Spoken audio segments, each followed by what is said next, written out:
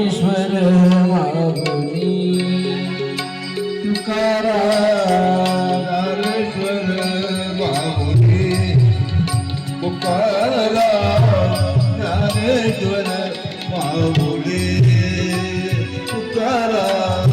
ज्ञानेश्वर माऊली तुकाराम ज्ञानेश्वर माऊली माऊली माऊली ज्ञानेश्वर माऊली तुकाराम ज्ञानेश्वर माऊली तुकाराम ज्ञानेश्वर माऊली तुकाराम ज्ञानेश्वर माऊली तुकाराम ज्ञानेश्वर माऊली तुकाराम ज्ञानेश्वर माऊली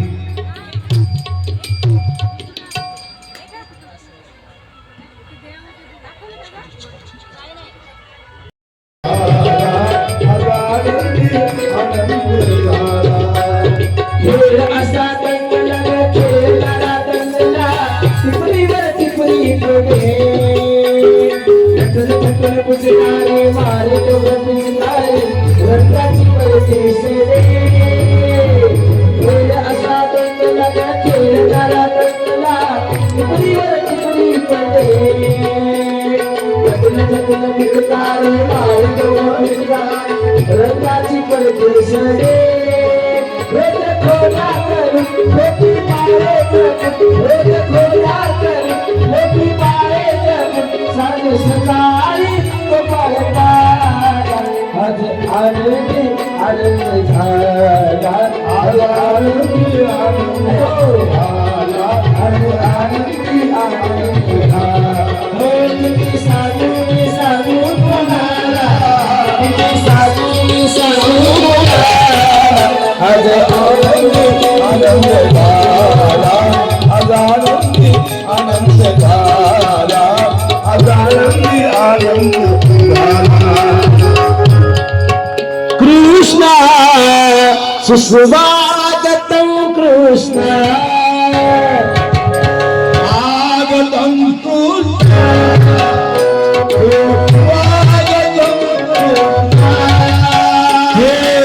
स्वागतं कृष्ण सुस्वागतं कृष्ण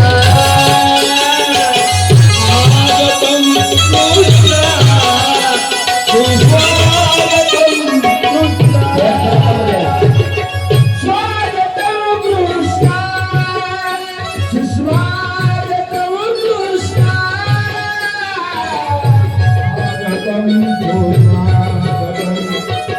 स्वागतं सुस्वागतं शरणागतं कृष्ण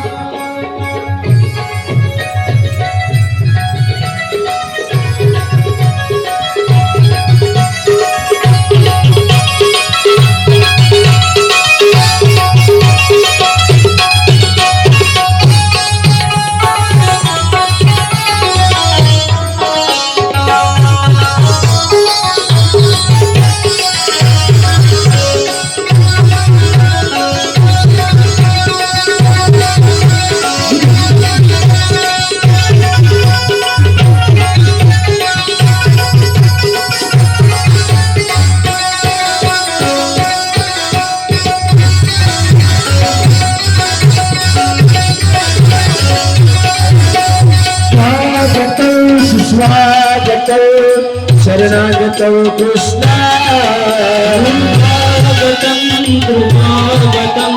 स्वागतं स्वागतं स्वागतं सुस्वागतं शरणागतं कृष्ण स्वागतं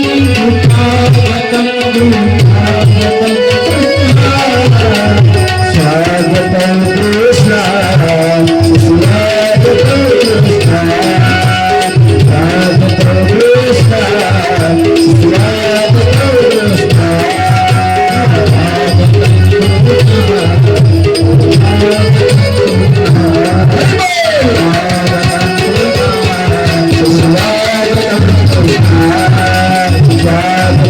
कृष्ण स्वागतं कृष्ण स्वागतं कृष्ण गोपाल कृष्ण भगवान की जय जय जय श्री राधेश कृष्ण परमात्मा गोकुळामध्ये त्या आनंदाला पारावार नाही. यशोदा आनंदाने बोलून गेले आणि आता मात्र पाळण्यामध्ये झुलवून परिंदा गायचा आहे, भगवंताचं नामकरण करायचं आहे, पाळणा म्हणा पट करणं.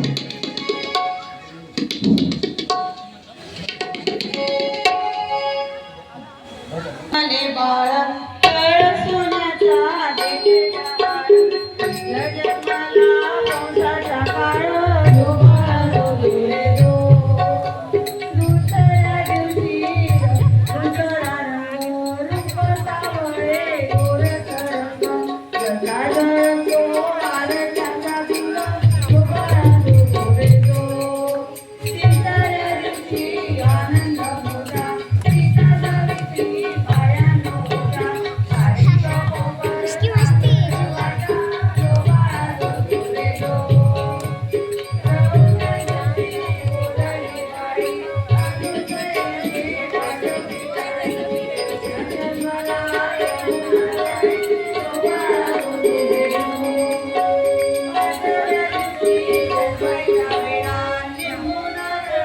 देवीला पोळा कान्हा बाळाची दुष्टर काढा जो बाळा जो कान्हा बाळाची दुष्टर काढा जो बाळा जो रे जो बाळा जो रे जो रे काळना खेळला नंदाच्या घरी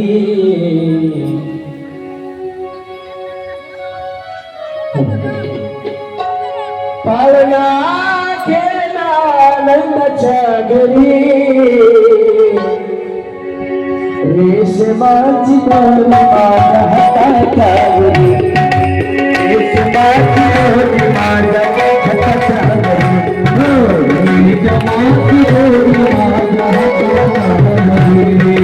रेशमाची दोरी माझ्या हाताच्यावरी रेशमाची दोरी माझ्या हाताच्यावरी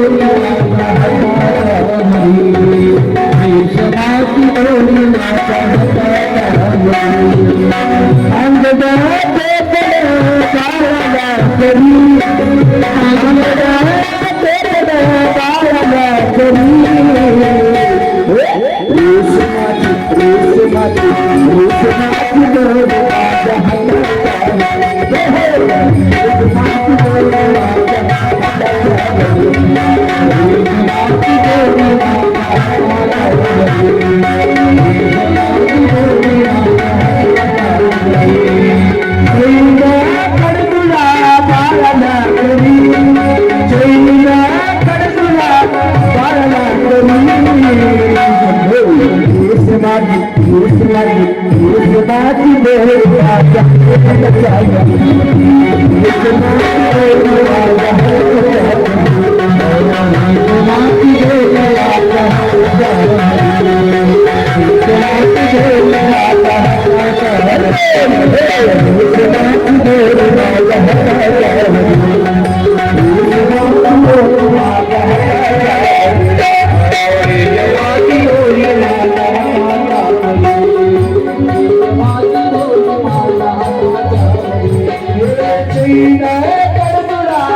बाळाला करी वाड्या कैदन बाळाला करी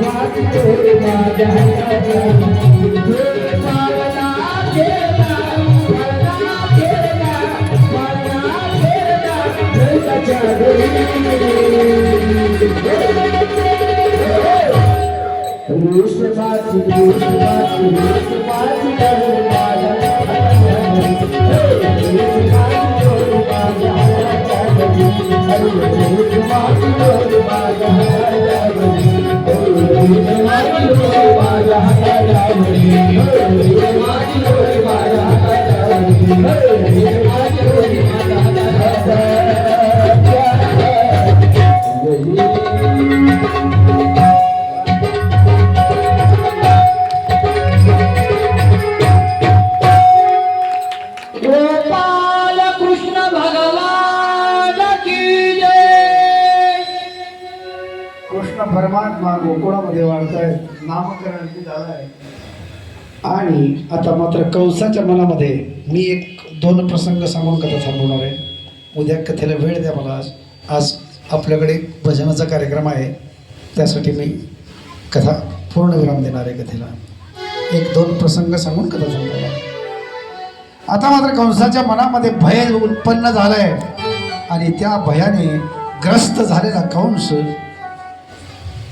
षटकासुराला आव्हान देतोय, तृणावताला आव्हान देतोय, सर्वांना बोलवतोय आणि जी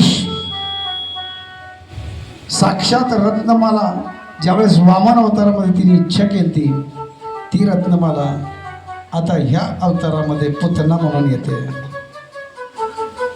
पुतनेला आवाहन केलं आणि सांगितलं गोकुळामध्ये जी लहान लहान बाळ आहेत त्यांना मारून टाक.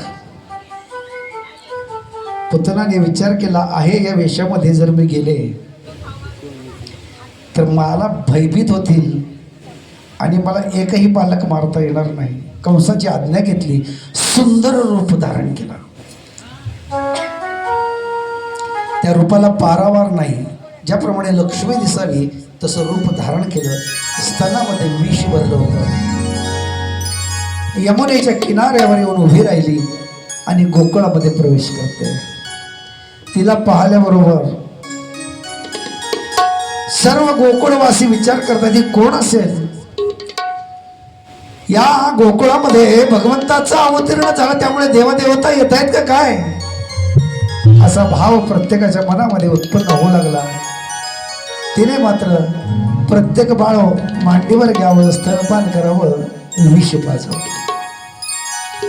पाहता पाहता गोकुळामध्ये प्रवेश केला आणि प्रवेश केल्यानंतर प्रश्न एका गोपीला विचारला की या ठिकाणी नंद बाबाचं घर कुठे आहे. त्यांनी सांगितलं इथून सरळ जा, डाव्या हाताला वळल्यानंतर 9 लाख गाईचा कोठा दिसेल आणि त्याच्या समोर नंद बाबाचा वाडा आहे, तिथे जा. पुतना नंद बाबाच्या वाड्यासमोर आल्याबरोबर दासीला हाक मारली. दासी समोर आली आणि दासीने तिला पाहिल्यानंतर विचारलं तुम्ही कोण, तुम्हाला कोण पाहिजे. त्याने सांगितलं मी यशोदाची लांबची लांबची लांबची बहीण आहे. यशोदेला हाक मारा. यशोदेला हाक मारली आणि यशोदेला तिला पाहिल्याबरोबर विचार मनामध्ये आला ही कोण असावी, या ठिकाणी का आली असावी.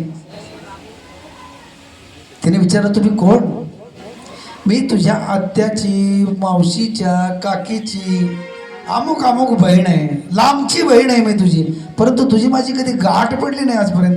नाही, आपली गाठ पडली नाही, धर्मसंयोगाने गाठ पडली नाही, आपल्याला वेळ नव्हती, परंतु तुला पुत्र झाला हे कळलं त्यामुळे मला राहवलं नाही आणि म्हणून मी आले. आता आलीस तर वय राहा. यशोदेच्या मनामध्ये कुठल्याही प्रकारचा किंतु परंतु नव्हता. कारण आज ज्या ठिकाणी ही सौंदर्य स्वरूप स्त्री आली आहे त्या अर्थी माझ्या बाळाला आशीर्वादच मिळेल हा भाव होता. परंतु ज्यावेळेस ते रुदन करू लागलं त्यावेळेस विचार केला की बाळ मी तिच्याकडे देऊ का नको. परत यशोदेने मांडीवर घेतला आणि पारंद्यामध्ये पाळण्यात घातलं. पुतणीला काही जवळ येऊ देना. त्यावेळेस मात्र भगवंतानी एक लीला केली आणि रुदन चालू केलं. रुदन चालू केल्याबरोबर तिने आपल्या मांडीवर त्या स्वरूपाला घेतलं, पडदा आपल्या पदर आड घेतलं, स्तनपान करू लागली. स्तनपान करवताना कृष्ण परमात्म्याने तिच्या मुखाकडे पाहिलं आणि सांगितलं, तुझी इच्छा ती इच्छा पूर्ण करतो, आज तुला मोक्षही प्राप्त देतो आणि तुझं दूधही पितो. स्तनामध्ये भरलेलं जहर भगवंताने वळून घेतलं. त्याचबरोबर आतले रक्त शोधू लागले. रक्त शोषता शोषता हाडामासापर्यंत जीव कासावीस झाला. अरे सोड सोड सोड मला सोड. भगवंत सांगतायत, मी तर कोणाच्या हाताला धरत नाही आणि एकदा धरलं तर पुन्हा सोडत नाही. कृष्ण परमात्माने तिचं प्राण शोषून घेतले. पुतना ज्या स्वरूपात आली होती त्याच्यापेक्षा मोठं स्वरूप आकाशात उडलं. अशा काहीतरी योजन असं तिचा देह झाला आणि तो देह एका लांब जंगलात जाऊन पडला. त्या ठिकाणी कृष्ण परमात्मा तिच्या हृदयावर आहे. हे सगळ्यांनी पाहिलं. त्या ठिकाणी त्या पुतनेच्या अंगावर चढण्यासाठी शिडी लावावी लागली आणि शिडीवर चढून त्या कृष्ण परमात्माला खाली घ्यावं लागलं. कृष्ण परमात्माने विचार केला, आज एकीला मुक्ती दिली आहे, आता इथून पुढे पण बरेच जण येणार आहेत, त्यांना पण मुक्त करावं लागेल. कृष्ण परमात्मा खाली घेतला. पुतनाचे तुकडे गेले देहाचे, कारण तिच्यावर अंत्यसंस्कार करायचे होते. तेवढा मोठा देह अंत्यसंस्कार झाला नसता म्हणून तिच्या शरीराचे तुकडे गेले. तिच्यावर अंत्यसंस्कार केला. तिच्या अंत्यसंस्कार केल्यानंतर तिच्या देहामधून जो सुगंध येत होता तो चंदनाचा सुगंध होता. काय येत असेल हो? ज्या परमेश्वराचा स्पर्श झाला, ज्यानं तिच्या हृदयाला कवटाळलं, ज्याने तिची इच्छा पूर्ण केली, जो तिच्या हृदयाला स्पर्श झाला, असा हा परमात्मा. आणि म्हणून तिचा देह पवित्र झाला आणि देह पवित्र होऊन भगवंताने तिला मोक्ष प्राप्त करून दिला, तिची इच्छा पूर्ण केली. हे पाहिलं यशोदेच्या मनामध्ये. आता मात्र शंका उत्पन्न होऊ लागल्या, मनामध्ये भाव उत्पन्न होऊ लागले. माझ्या मुलासाठी सगळे घातकच आहेत का? काय केलंय माझ्या बाळाने? हा भाव मनामध्ये उत्पन्न झाला. एक ब्राह्मण स्वरूप राक्षस आला. त्याने भविष्य सांगितलं. पाठ आसन दिलं, आसनावर बसला. ब्राह्मण भविष्य सांगू लागला. भविष्य सांगता सांगता त्याने सांगितलं, हे बाळ आपल्या त्याच्या कुलाचा नाश करेल. भविष्य सांगताना विचार केला, हा माझ्या यादवांच्या कुलाचा नाश करेल. ह्याला 16,108 पत्नी असतील. यशोदा मैया विचार करते, हा भविष्य काय सांगतोय? सांगताना कृष्ण परमात्म्याच्या लक्षात आलं की हा काहीतरीच सांगतोय आणि म्हणून यशोदेने लोटणं हातामध्ये घेतलं. त्याच्यावर मारावं, वार करावं, परंतु ती म्हणजे ब्राह्मण आहे आणि ब्राह्मणाला स्पर्श जरी केला तरी पाप लागतं. भगवंताने फक्त दृष्टी फिरवली आणि तिकडून लोटणे, पोळपाट, भांडे ब्राह्मणाच्या अंगावर धनाधन पडू लागले.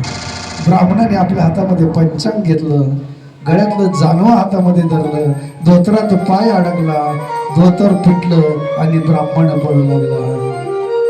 जलवे तुटले पंचांग फाटले, जलवे तुटले पंचांग फाटले, जलवे तुटले पंचांग फाटले,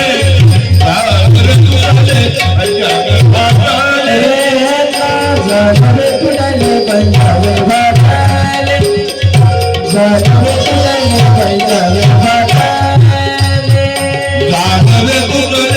पंचांग फाटले,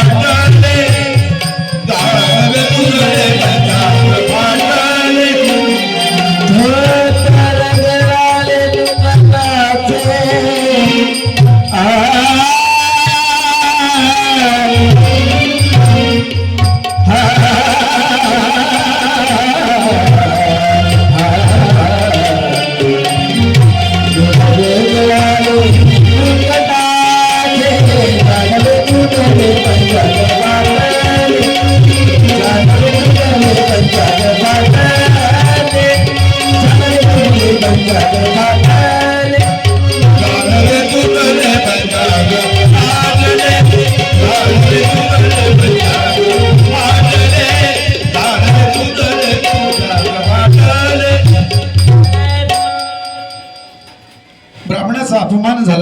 ब्राह्मण तिथून पळून गेला. शेवटी मात्र भगवान त्या कंसाला वाटलं की आता मात्र काहीतरी करावं लागेल. कंस व्याकुळ आहे, कृष्णमय झालेला कंस आहे.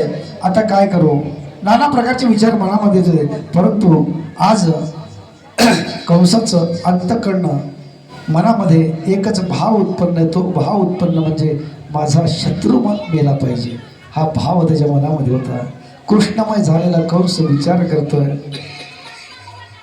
आता भगवान शिवजीच्या मनात तो विचार येतोय की ते बाल स्वरूप मला पाहावं वाटतंय आणि ते बाल स्वरूप पाहण्यासाठी मी उद्या गोकुळात प्रस्थान करेन. शिवजी पार्वतीला सांगतायत, ज्या स्वरूपाची लीला मला पाहिजे तो दिवस असेल द्वादशी, आणि द्वादशी दिवशी मात्र मी त्याचं स्वरूप पाहिजे. भगवंताच्या अनंत लीला आहेत, अनंत कथा आहेत.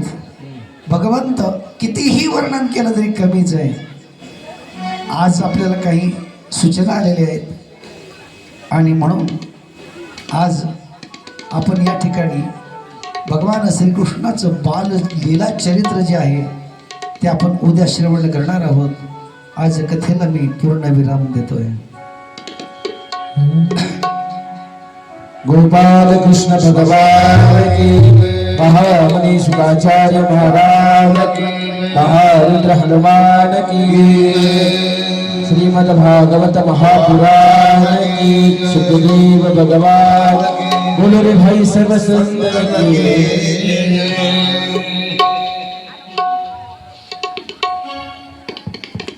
चला आरतीचे यजमान चला.